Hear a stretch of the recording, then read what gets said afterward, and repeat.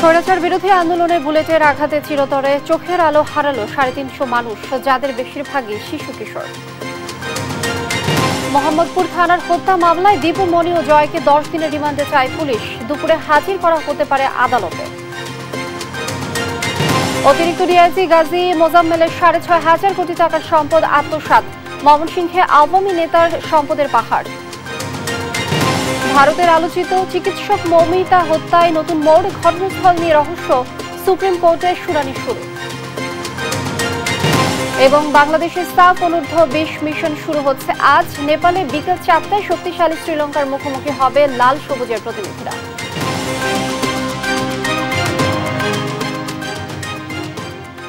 দেখছিলেন শিরোনাম সংবাদ দুপুরের, সঙ্গে আছি আমি লিনিয়া আফরোজ। স্বৈরাচার বিরোধী আন্দোলনে সবচেয়ে বেশি নির্মমতার শিকার হয়েছে শিশু কিশোররা। বুলেটের আঘাতে অনেকেই হারাতে বসেছে দৃষ্টিশক্তি। জাতীয় চক্ষু বিজ্ঞান ইনস্টিটিউটে 700-র বেশি মানুষ চোখে গুলিবিদ্ধ হয়ে চিকিৎসা নিয়েছেন।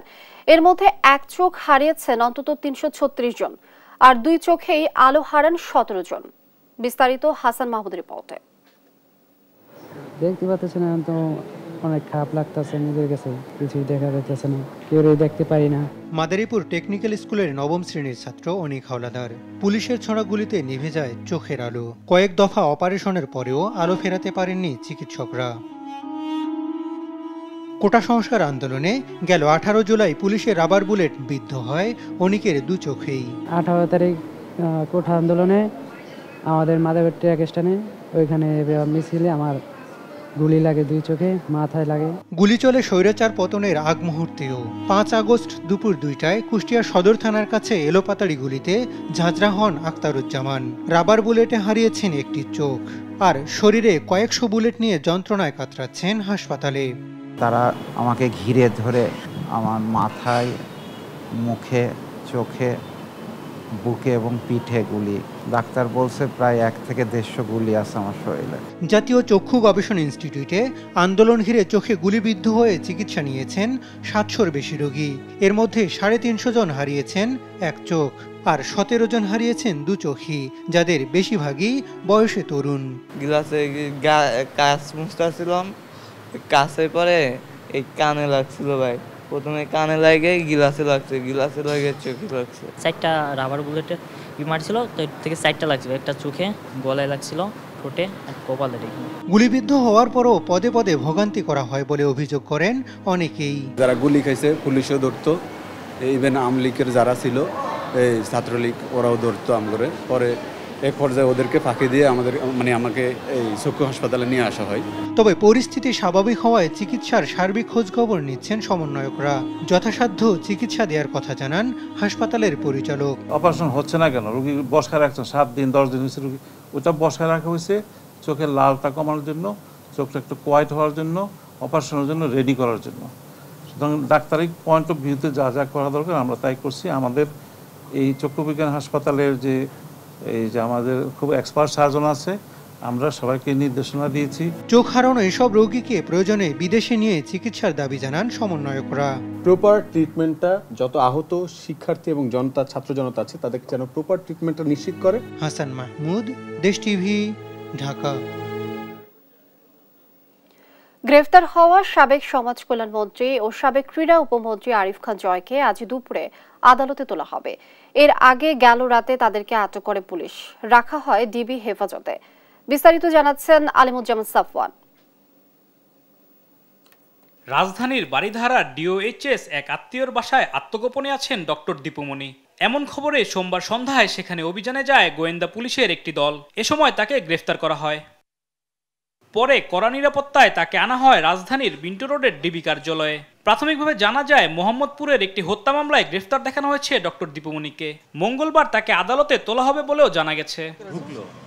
এর আগে চাঁদপুর জেলা বিএনপির সভাপতি শেখ ফরিদ আহমেদ মানিকের বাড়িতে হামলা, লুটপাট, ভাঙচুর ও অগ্নিসংযোগের অভিযোগ এনে ডক্টর দীপু মনি, তার বড় ভাই টিপু সহ আওয়ামী লীগ ও সহযোগী সংগঠনের 5 শতাধিক নেতাকর্মীর নাম উল্লেখ করে গত 15 আগস্ট থানায় মামলা করা হয়েছে। এতে অজ্ঞাতনামা হিসেবে আরও সহস্রাধিক ব্যক্তিকে আসামি করা হয়। ডক্টর দীপু মনি 2008 সাল থেকে চাঁদপুর 3 আসনে সংসদ সদস্য হিসেবে দায়িত্ব পালন করেন। 3 মেয়াদে ছিলেন পররাষ্ট্র, শিক্ষা, সমাজ কল্যাণ মন্ত্রণালয়ের দায়িত্বে। সেই সঙ্গে ছিলেন আওয়ামী লীগের যুগ্ম সাধারণ সম্পাদকও। চাঁদপুর বিজ্ঞান ও প্রযুক্তি বিশ্ববিদ্যালয়ের ভূমি অধিগ্রহণকে কেন্দ্র করে ৩৫৯ কোটি টাকা বাড়তি আদায়ে কারসাজির অভিযোগে সংবাদ মাধ্যম ও সামাজিক মাধ্যমে ব্যাপক সমালোচিত হন ডক্টর দীপুমনি। একই দিন রাতে রাজধানী ধানমন্ডি থেকে গ্রেফতার করা হয় সাবেক ক্রীড়া উপমন্ত্রী আরিফ খান জয়কেও। আলিমুজ্জামান সাফওয়ান, দেশ টিভি, ঢাকা। সরকার পতনের পর একের পর এক মামলার মুখোমুখি হতে হচ্ছে সাবেক প্রধানমন্ত্রী শেখ হাসিনাকে। এবার রাজধানীর মিরপুরে শিক্ষার্থী আলভিকে হত্যার ঘটনায় শেখ হাসিনা, হাসানুল হক ইনু, রাশেদ খান মেনন ও আনোয়ার হোসেন মঞ্জু সহ ২৮ জনের নাম উল্লেখ করে ৫০০ অজ্ঞাতনামা ব্যক্তির নামে আন্তর্জাতিক অপরাধ ট্রাইব্যুনালে অভিযোগ দায়ের করা হয়েছে। দল হিসেবে আসামি করা হয়েছে আওয়ামী লীগ ও এর অঙ্গ সহযোগী সংগঠনকে। সোমবার ধানমন্ডির আন্তর্জাতিক অপরাধ ট্রাইব্যুনালের তদন্ত সংস্থার কার্যালয়ে এ অভিযোগ দাখিল করা হয়। আলভির পরিবারের পক্ষে অ্যাডভোকেট আসাদ উদ্দিন এ অভিযোগটি দায়ের করেন। এটি ট্রাইব্যুনালে শেখ হাসিনা ও তার সহযোগীদের বিরুদ্ধে তৃতীয় অভিযোগ।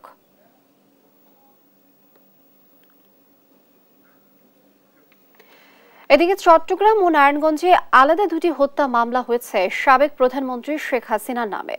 সোমবার দুপুরে পাঁচলাইশ থানায় নিহত ওয়াসিম আকরামের মা জোসনা বেগম বাদী হয়ে এ মামলা করেন। এতে শেখ হাসিনা ছাড়াও ওবায়দুল কাদের, হাসান মাহমুদ, নওফেল সহ ১০৮ জনকে আসামি করা হয়। অজ্ঞাত আসামি রয়েছে আরো ১০০ থেকে ১৫০ জন। এদিকে রোববার রাতে নারায়ণগঞ্জের সিদ্ধিরগঞ্জ থানায় ৬২ জনের নাম উল্লেখ করে একটি হত্যা মামলা হয়। সহকর্মীদের তথ্য ছবিতে আপন অপর রিপোর্ট। গেল ১৬ জুলাই চট্টগ্রামের মুরাদপুরে কোটা আন্দোলন চলাকালে হামলা চালায় আওয়ামী লীগ ও অঙ্গ সংগঠনের নেতাকর্মীরা। গুলিতে নিহত হয় কলেজ শিক্ষার্থী ওয়াসিম আকরাম।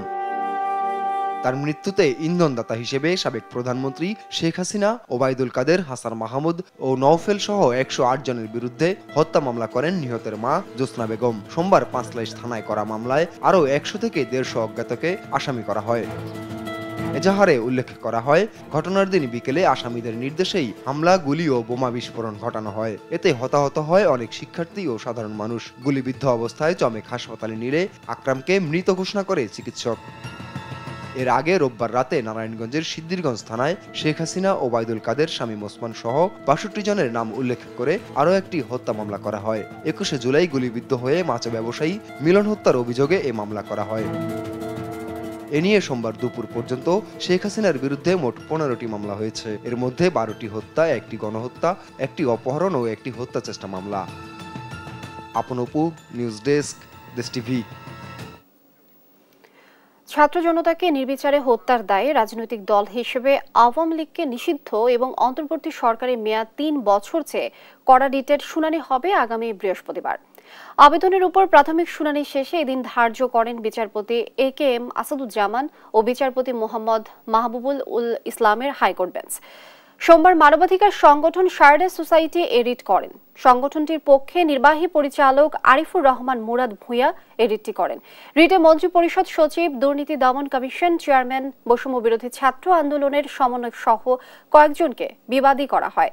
এদিকে ঢাকা দক্ষিণ সিটি কর্পোরেশনের সাবেক মেয়র শেখ ফজলে নূর তাপসের বিরুদ্ধে আদালত অবমাননা মামলার শুনানি হবে আগামী রোববার।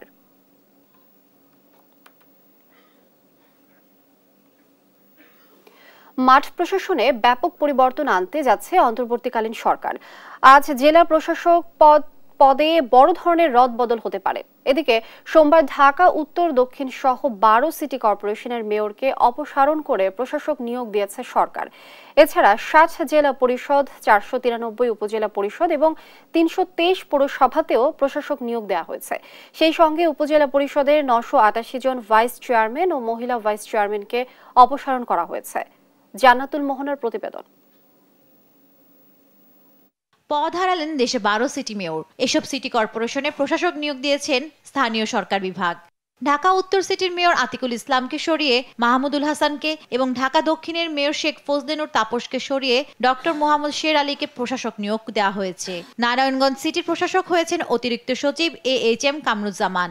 এছাড়া চট্টগ্রাম, খুলনা, বরিশাল, সিলেট, রংপুর, ময়মনসিংহ এবং গাজীপুর সিটিতে বিভাগীয় কমিশনারকে প্রশাসকের দায়িত্ব দেওয়া হয়েছে। 60 জেলা পরিষদ, 493 উপজেলা পরিষদের চেয়ারম্যান এবং 323 পৌরসভার মেয়রকে অপসারণ করে প্রশাসক নিয়োগ দেওয়া হয়েছে। সোমবার এই সংক্রান্ত প্রজ্ঞাপন জারি করে স্থানীয় সরকার বিভাগ। গণ আন্দোলনের প্রত্যাশা পূরণ এবং রাষ্ট্র সংস্কারের অংশ হিসেবে এই পদক্ষেপ নেওয়ার কথা জানান স্থানীয় সরকার উপদেষ্টা। আন্দোলনের যে প্রত্যাশা এবং দাবি যে পুরনো কোনো রিজিম সংক্রান্ত বা রিজিমের সঙ্গে সম্পৃক্ত এই প্রত্যেকটি কিন্তু হচ্ছে একটা রিপ্রেজেন্টেটিভ বডি, ছোট থেকে বড় পর্যন্ত, পার্লামেন্টের পরে ধাপে ধাপে ধাপে একবারে গ্রাম পর্যায় পর্যন্ত ইউনিয়ন পরিষদে। সুতরাং তারই ধারাবাহিকতায় যে রিজিমের সঙ্গে সম্পৃক্ত নতুন যে যুগের সূচনা ছাত্র আন্দোলনে গণ আন্দোলন গণবিপ্লব সাধন করতে চাচ্ছে, তারই সেই প্রত্যাশারই একটা ধারাবাহিক এখানে প্রকাশ হয়। লোকাল গভর্নমেন্টকে একটা পরিচ্ছন্ন করার একটা প্রচেষ্টা।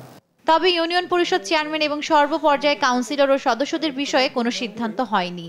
ইউনিয়ন পরিষদ আমরা এই মুহূর্তে হাত দিচ্ছে না, যাচাই বাছাই করে দেখা যায় যে সেখানে কার্যক্রম কিরকম আছে।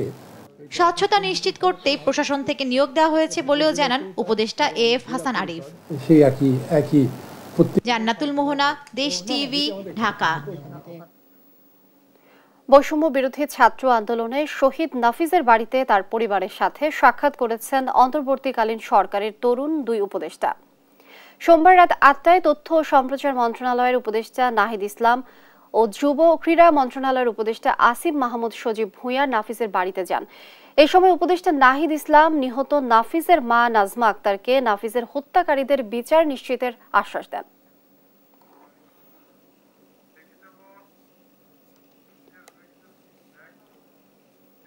দেখছেন সংবাদ দুপুর। পুলিশ কর্মকর্তা মোজাম্মেলের আরেক উপাধি জমি খেকো। গোগ্রাসে গিলেছেন একের পর এক জমি। ক্ষমতার দাপট দেখিয়ে দখলে নিয়েছেন কারো বসতভিটা, কারো কৃষি জমি, কারো বা পুকুর জলাশয়। হাজারো মানুষকে বিপদের মুখে ঠেলে দিয়ে স্বর্ণ ভরেছেন স্ত্রী সিন্ধুকে। অবৈধ কোম্পানির মাধ্যমে গড়েছেন ৬৫০০ কোটি টাকার বেশি মূল্যের সম্পদ। সেই অপকর্মের কাহিনী জানাচ্ছেন ইফতেখার রেজা। মনের আনন্দে ৩০০০ বিঘা জমি নিজের কবজায় নিয়ে বিশাল এক আবাসন প্রকল্প গড়েছেন অতিরিক্ত ডিআইজি গাজী মোহাম্মদ মোজাম্মেল হক। নাম দিয়েছেন আনন্দ পুলিশ হাউজিং সোসাইটি। অথচ এই প্রকল্পের সাথে পুলিশ বাহিনীর সম্পৃক্ততা নেই। নাম আনন্দ হলেও এই প্রকল্প গড়ে তোলার নেপথ্যে আনন্দের লেশমাত্র খুঁজে পাওয়া যায়নি, বরং এর মাটিতে মিশে আছে কয়েক হাজার নির্যাতিত মানুষের কান্নার নোনা জল। পূর্বাচলের পাশে আনন্দ পুলিশ হাউজিং সোসাইটির এই প্রকল্পের জমি দখল করা হয়েছে স্থানীয়দের জোরপূর্বক উচ্ছেদ করে। ভয় দেখিয়ে বা রিমান্ডে দিয়ে বলপূর্বক লিখে নেওয়া হয়েছে তাদের জমি। কাউকে জমির নামমাত্র মূল্য দেওয়া হয়েছে, অনেকে সেটুকুও পায়নি। বিনা টাকায় সই করিয়ে নেওয়া হয়েছে জমি বিক্রির দলিল। নানা অপকৌশলে বিপুল বিত্তের পাহাড় গড়া হাজারো অপকর্মের হোতা গাজী মোহাম্মদ মোজাম্মেল হক। অবৈধভাবে আর অপকৌশলের জোরে অতিরিক্ত ডিআইজির পদ বাগিয়ে নেওয়া কে এই মোজাম্মেল? ১৯৯৭ সালে ১৭তম বিসিএসে নিয়োগ পেয়ে পুলিশের সহকারী কমিশনার হিসাবে চাকরি জীবন শুরু করেন গাজী মোহাম্মদ মোজাম্মেল হক। এখন তিনি পুলিশ হেডকোয়ার্টার্সে অতিরিক্ত ডিআইজি পদে কর্মরত। সরকারি চাকরির এই স্পর্শকাতর পদে থেকেই সম্পূর্ণ বেআইনিভাবে তিনি মেতে ওঠেন ব্যবসা বাণিজ্যে। গড়ে তুলেছেন আনন্দ প্রপার্টিজ লিমিটেড নামের একটি কোম্পানি, যার ব্যবস্থাপনা পরিচালক তার স্ত্রী ফারজানা মোজাম্মেল, আর মোজাম্মেল নিজে অন্যতম এক পরিচালক। ভয় দেখিয়ে জমি দখল করতে প্রচার চালানো হয়েছে যে পূর্বাচলের পাশে আনন্দ পুলিশ হাউজিং সোসাইটি নামের এই প্রকল্পটি আনন্দ পুলিশ পরিবার বহুমুখী সমবায় সমিতির। পুলিশের এ ধরনের কোনো সমবায় সমিতি নেই। পুলিশ বাহিনীর নাম ভাঙিয়ে সাধারণ মানুষের জমি দখল করে এই প্রকল্পের মালিক আনন্দ প্রপার্টিজ লিমিটেড। আর এই প্রকল্পে আনন্দ প্রপার্টিজের দখলে নেয়া বিক্রয়যোগ্য সম্পদের পরিমাণ প্রায় ৬৬৫০ কোটি টাকা।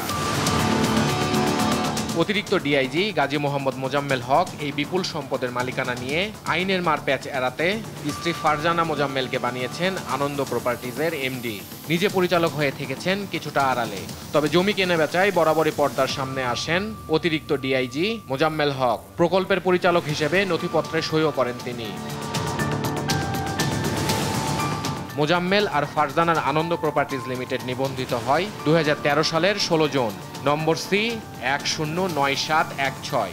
নিবন্ধিত মূলধন ৩ কোটি টাকা। এই কোম্পানির ১৫,০০০ শেয়ারের মধ্যে ১৩,৫০০-এর মালিকানা তার। যা মোট শেয়ারের 90%। বাকি 1,500 শেয়ারের মালিক হলেন খায়রুল আলম ও শহীদুল ইসলাম নামের দুই ব্যক্তি। এই দুজনকে প্রতিষ্ঠানের মালিকানায় দেখানো হলেও মূলত তারা প্রতিষ্ঠানটির কর্মচারী। মাত্র 3 কোটি টাকা নিবন্ধিত মূলধন নিয়ে যাত্রা শুরু করা এই কোম্পানির দখলে থাকা শুধুমাত্র পূর্বাচল সংলগ্ন প্রকল্পের জমির দামই এখন প্রায় 6,650 কোটি টাকা। স্থানীয়দের মধ্যে আতঙ্ক ছড়িয়ে প্রায় 3,000 বিঘা জমি কবজা করলেও ভূমি অফিসের নথি বলছে প্রকল্পের খারিজ করা জমির পরিমাণ 400 বিঘা। আবার এই 400 বিঘা জমি নিয়েও রয়েছে মামলা। প্রায় 250 ভুক্তভোগী এই জমির মালিকানা দাবি করে মামলা করেছেন। আবাসন প্রকল্পের জমিতে মিশে আছে অনেক নির্যাতিত মানুষের চোখের জল। বাজার মূল্যের চেয়ে অনেক কমে নামমাত্র মূল্যে জমির মালিকানা লিখে নিয়েছেন মোজাম্মেল। জমি কবজা করতে কাউকে রিমান্ডে নিয়ে নির্যাতনও করেছেন। রূপগঞ্জের আবাসন প্রকল্প যেখানে গড়ে উঠেছে সেখানে একসময় বসত ভিটা এবং বিশাল মাছের খামার ছিল স্থানীয় বাসিন্দাদের। এখন তার খামারের কোনো চিহ্নই নেই। জমিগুলো কবজায় নিয়েছেন অতিরিক্ত ডিআইজি মোজাম্মেল। জমি রক্ষায় স্থানীয় প্রশাসন থেকে পুলিশের সর্বোচ্চ পর্যায় পর্যন্ত অভিযোগ করেও কোনো সুফল পায়নি এলাকাবাসী। অভাব এখন তাদের নিত্যদিনের সঙ্গী।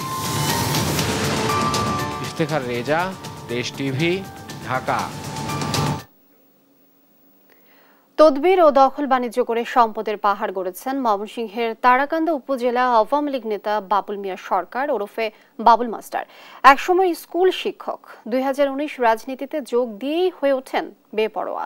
তার সব অপকর্ম চলত তারই ভাতিজা সাবেক গণপূর্ত প্রতিমন্ত্রী শরীফ আহমেদের ছত্রছায়ায়।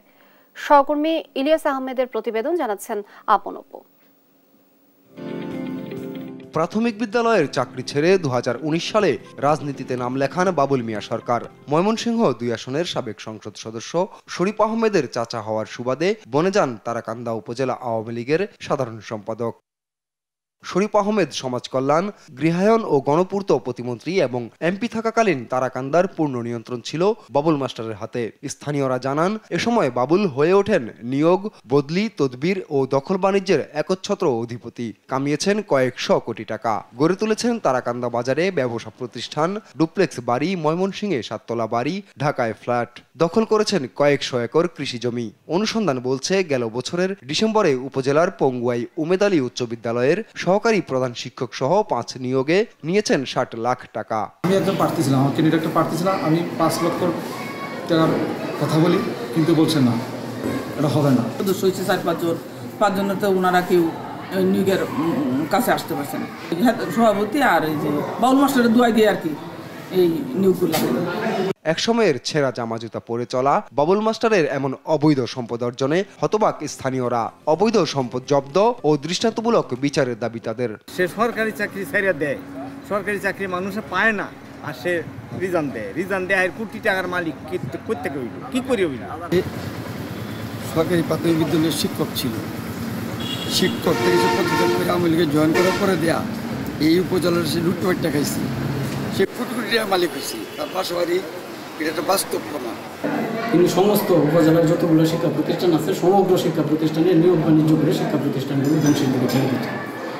রাজনৈতিক পরিচয়ে যারা অবৈধ সম্পদের পাহাড় গড়েছেন তাদের আইনের আওতায় আনার দাবি সচেতন নাগরিক সমাজের। যারাই রাজনীতির নামে লুটপাট করেছে, টাকার পাহাড় গড়েছে, সম্পদ গড়েছে এবং অবৈধভাবে দেশের অর্থ বিদেশে পাচার করেছে, এদের ধরে দৃষ্টান্তমূলক শাস্তি দিবে। শেখ হাসিনা সরকার পতনের পর অন্যদের মতোই এই আওয়ামী লীগ নেতাও দিয়েছেন গা ঢাকা।